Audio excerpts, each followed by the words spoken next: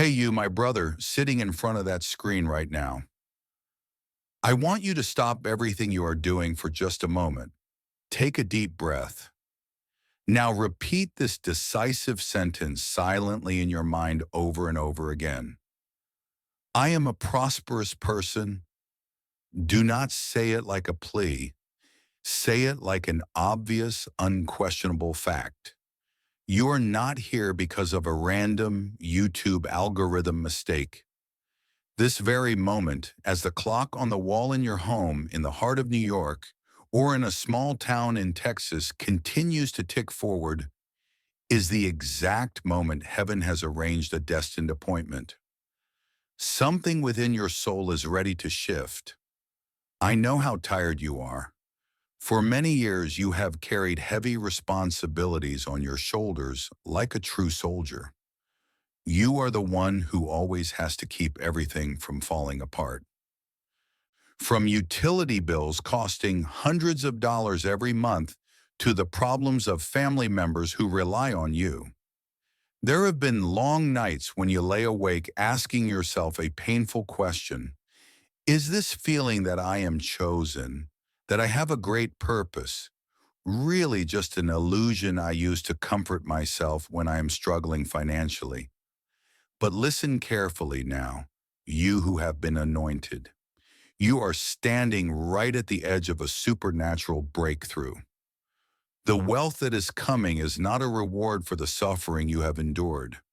Heaven does not pay wages for hardship. Heaven responds to alignment of thought.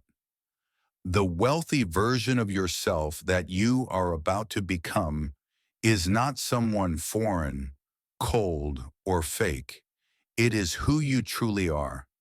It has only been delayed to allow the proper maturation to take place. Scripture says, the vision awaits its appointed time. It will not lie. And that appointed time is now. Prosperity does not chase you because you beg for it. It recognizes you because you are now strong enough to receive it without shame, fear, or guilt. Let this message recalibrate your identity. Allow yourself to step into the position of an owner. If you feel these words vibrating in your chest right now, leave the number 777 as a sign of confirmation. Write the words, I am wealthy, as a declaration sent into the universe.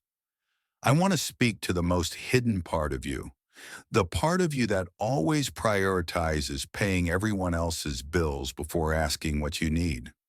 You learned how to survive before you learned how to enjoy life. You became accustomed to every dollar in your hand being attached to a responsibility.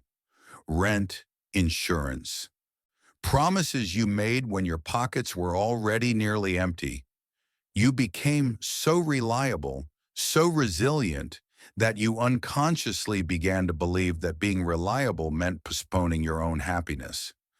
But let me tell you this with the greatest gentleness. That delay was not a punishment. It was a specialized training program. There is a massive difference between scarcity and refinement. Scarcity drains you. Refinement sharpens you. God was not starving you. He was training your hands so that when the flow of abundance arrives, it will not overwhelm or destroy you. I know the feeling of standing at the checkout counter at a Walmart, quietly calculating whether the total will exceed $50, smiling and saying, I am fine, while silently praying that your old car in the parking lot does not break down again this month. You love God deeply, yet you ache wondering why abundance seems to knock on your neighbor's door before it ever reaches yours. That tension does not mean you lack faith. It simply means you are human, and you have been strong for longer than any ordinary person should have to be. But strength without rest hardens the heart. That is why I am not here to convince you that money is coming. I am here to help you loosen the grip of hands that have grown tired from steering the boat of life alone. The long wait you have endured is not God's silence. It is a silent calibration happening beneath the surface. It's just like underground water pressure building before it erupts. You want peace when money moves. You want to spend without flinching in fear. You want to give without calculating whether you will eat tomorrow. That is not greed.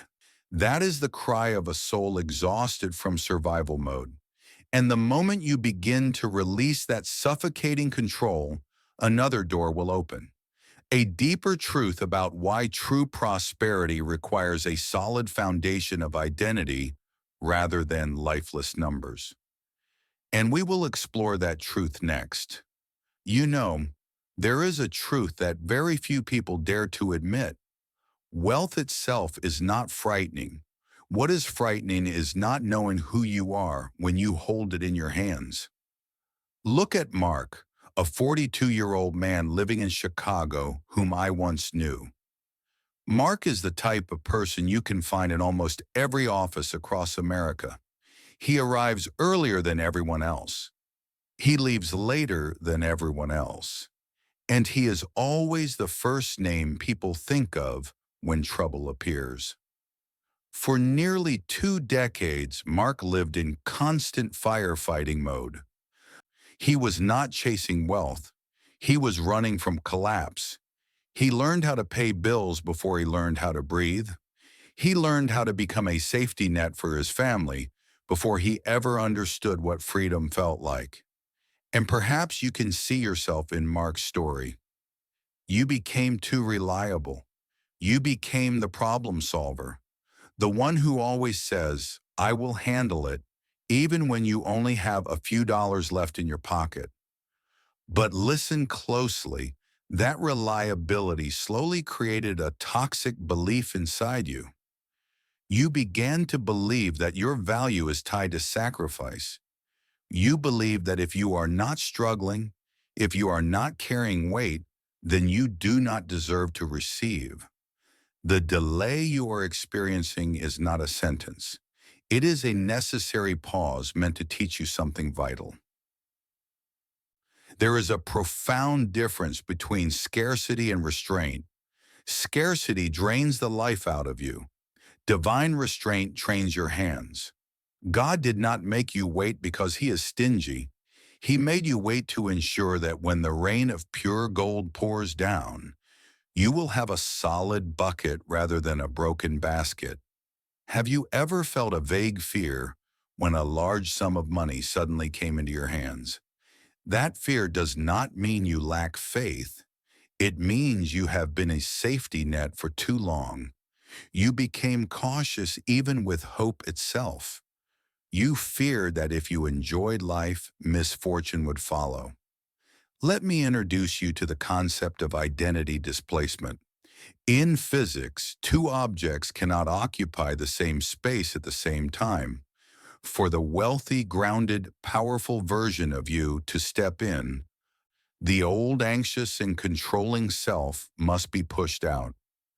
The symptoms you feel right now, the tightness in your chest when you think about the future, the sense of disconnection from old friends who constantly complain. These are signs of friction caused by replacement.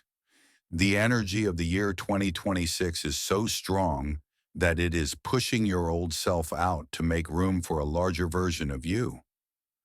We were taught that money is the root of all evil. That is only half the truth. Money is a magnifying glass. If your identity is wounded, money will magnify those wounds. But if your identity is that of a steward, money becomes a powerful tool. You no longer want money just to spend it. You want peace when money moves. You want to pay for a $200 dinner at a fine restaurant in Manhattan without checking your bank balance afterward. You want to give $1,000 to a stranger in need without calculating how you will buy gas next week. That desire is not greed. It is the exhaustion of a soul that is tired of playing crisis manager every day. A silent recalibration is happening within you right now. You are beginning to realize that your value does not come from how much pressure you can endure. In the kingdom of true prosperity, increase does not begin with adding more. It begins with letting go of guilt, letting go of the belief that if you are not struggling, you are lazy, letting go of the identity built on hardship. I remember the first time money came to me easily after a long season of drought. Instead of celebrating, I panicked. I checked my email constantly, wondering if there had been a mistake. Why did that happen? Because my environment changed faster than my identity. Heaven opened the flow, but I was still living as if scarcity could return at any moment. This message exists to close that gap for you. You are learning how to feel safe receiving. That is a skill no university in America teaches. You do not need to work harder to deserve more. You have already proven your diligence over many years. What God is asking of you now is surrender, real surrender. This surrender is not passive waiting for disaster. It is trusting God's timing even when logic demands urgency. Your wealthy version will be calmer than you expect, less rushed, less reactive, more deeply rooted. That version does not chase opportunities. Opportunities recognize it. Money flows toward stability, toward clarity, toward people who will not abandon themselves when pressure increases. This is why your delay has purpose. You learned how to remain steady when things were fragile. That same steadiness will allow you to remain grounded when abundance arrives. Take a deep breath right now. Let your shoulders relax. You do not need to prove anything in this moment. You only need to allow the idea that abundance can arrive without trauma, that wealth can arrive quietly, that joy does not need justification. You are not late. You are right on time. And the next step is not greater effort. It is agreement. But be careful, because when you begin to agree with prosperity, another reality will emerge. There will be spiritual resistance and echoes from the past attempting to pull you back into the false safety of struggle. Have you ever wondered why we sometimes sabotage our own good fortune? The answer lies in a hidden truth about capacity, and that truth will completely change how you view risk in your life. Have you ever asked yourself why some people work relentlessly their entire lives, yet money seems to slip through their fingers like water, while others appear to attract resources effortlessly? The difference is not intelligence. It is not luck. It is something I call spiritual capacity. Look at Sarah, a 38-year-old woman living in Seattle. Sarah is a devoted single mother, a diligent accountant, someone who prides herself on surviving an entire week with only $20 in her pocket. She turned endurance into a badge of honor, but that badge became the very barrier blocking abundance from entering her life. Sarah's issue, and perhaps yours as well, is the confusion between virtue and deprivation. You believe that living with lack and constantly sacrificing yourself for others is how you remain connected to God. But hear this clearly. God does not build wealth on blind sacrifice. He builds it on wise stewardship. Wealth requires a safe container. If your heart is like a cracked vessel filled with guilt and weak boundaries, then even if heaven pours millions into your life, it will leak out through the holes of misplaced generosity. You were taught that being chosen means always being available when others call. But the truth is that being chosen means being entrusted with discernment. You cannot sustain abundance if you allow yourself to be drained by demands that are misaligned. I know that feeling, the guilt you feel when you want to say no to a loan request from a relative, The sense of selfishness when you consider spending money on self-care instead of rescuing someone else. That is not kindness. That is lack of boundaries. And money never stays where boundaries are broken. Look at how you manage your time and energy at work and in social relationships across America. Are you chasing hustle without direction? Working 80 hours a week to prove your worth is simply fear in disguise. True wealth despises panic. It moves comfortably around people who respect time. When you stop living in emergency mode, you begin to emit a frequency of stability. And that stability is the strongest magnet for sustainable financial flow. There is a painful truth you must face. Many of us secretly harbor resentment toward unfair reward systems. You feel frustrated when you see young people in Silicon Valley making millions overnight while you struggle under student loans after years of dedication. That bitterness, no matter how subtle, is toxic to wealth. Money does not respond well to envy. It responds to neutrality and clarity. A heart that has processed injustice and pain is a heart wide enough to hold prosperity without being corrupted by it. Let me share a personal experience. There was a season when I realized I was rejecting good opportunities simply because they were too easy. I had grown accustomed to fighting and sweating to feel worthy of the money I earned. That was the identity of a warrior, not an heir. God is calling you to shift from the posture of a fighter to the posture of an heir. An heir does not need to prove worthiness of an inheritance. They only need the capacity to steward it. Your capacity is expanding during seasons of isolation, moments when your phone stays silent, times when plans are delayed. That is not God's absence. It is spiritual sterilization. Old beliefs about suffering for money are being dismantled. You are being taught how to enjoy without apology. Do you notice how you sometimes downplay your success so others will not feel uncomfortable? That is self-denial disguised as humility. True humility is knowing your value without exaggerating it or shrinking it. Now observe your body as you imagine having more than enough. Not just enough to pay bills, enough to breathe, enough to choose, enough to say no without fear. Does that image bring you peace? That peace is your compass. You are not chasing luxury, you are chasing relief.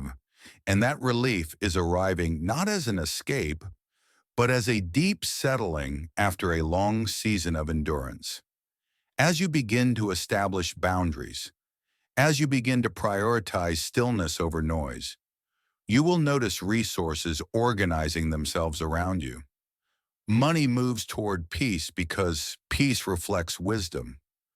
You are becoming someone who does not need money to feel whole, and that wholeness is the key that unlocks heaven's treasury. But remember this, wealth does not exist only to be stored. It requires circulation. If you hold on to it tightly out of fear of loss, you will fall back into the trap of scarcity. True wealth needs flow. And for that flow to never run dry, you must maintain a deep connection to its source.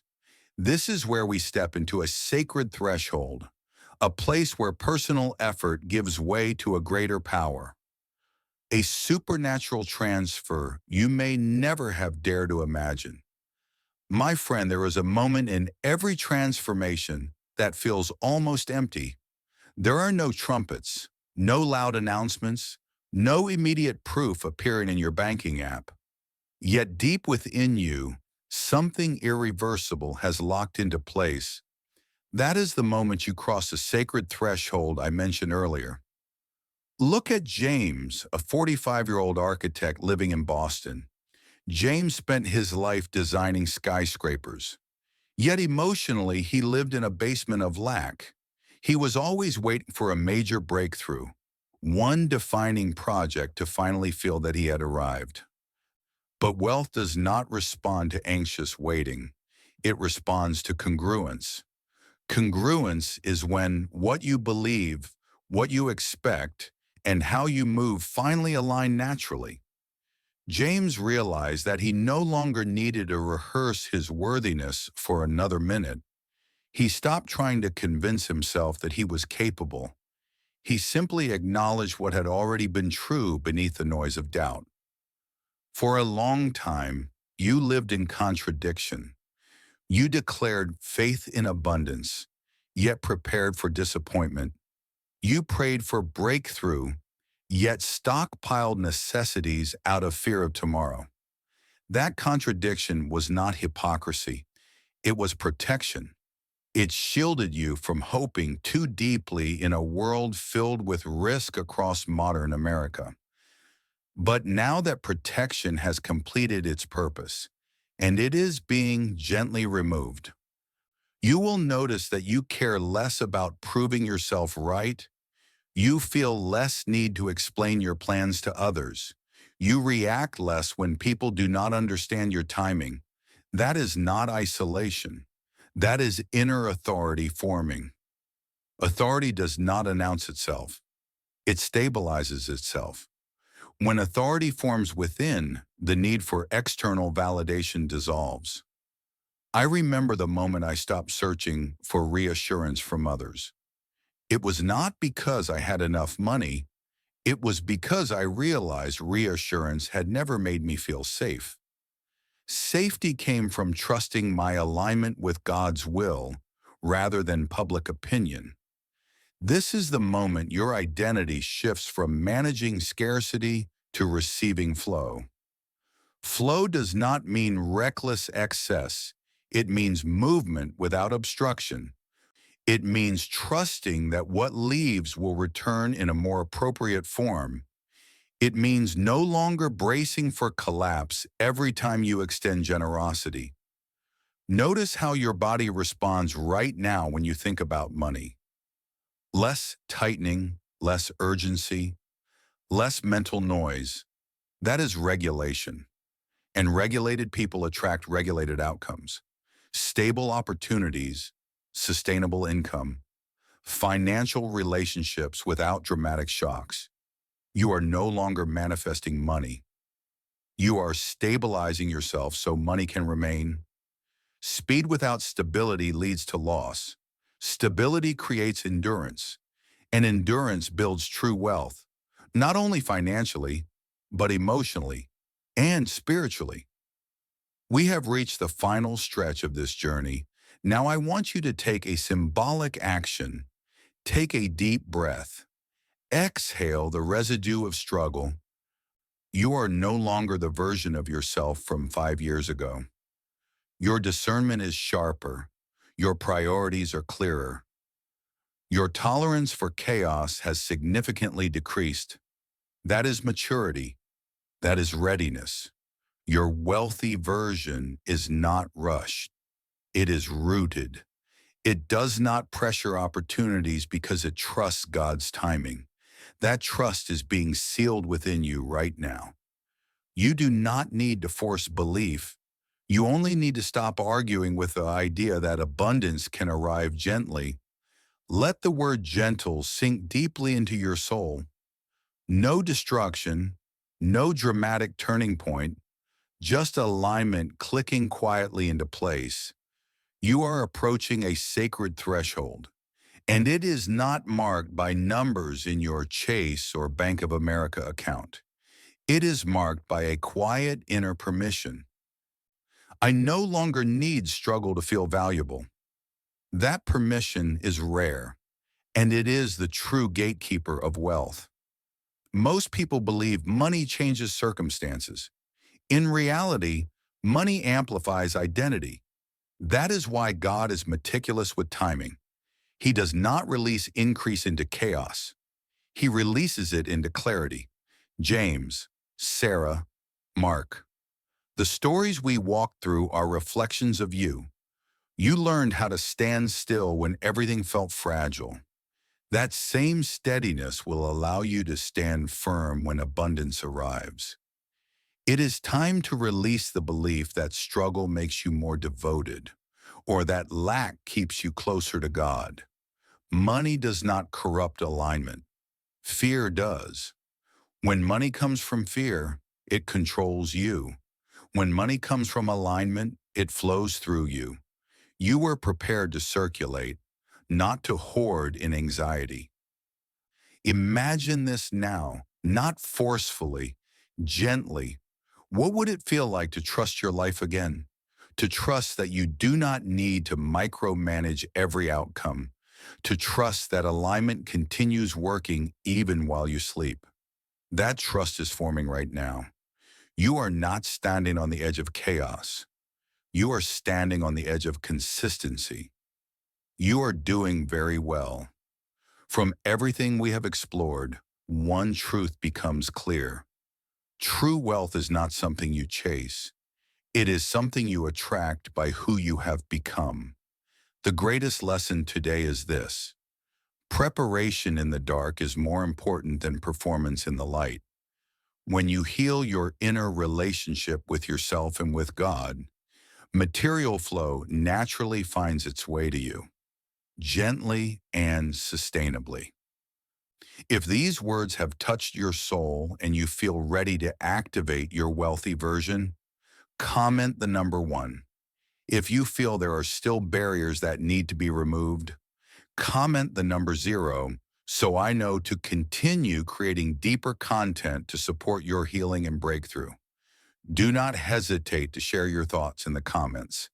And do not forget to subscribe to the channel so I have the motivation to continue creating future videos and walking with you on the path toward heavenly prosperity.